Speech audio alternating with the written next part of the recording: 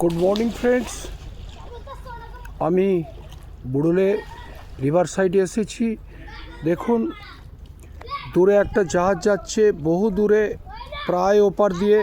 আর এখানে বাচ্চা ছেলেরা স্নান করছে নদীর ধারে। আপনারা লক্ষ্য করুন, সুন্দর দৃশ্য। আমি এই মুহূর্তে এসেছি এবং এই খুনসুটি লক্ষ্য করছি।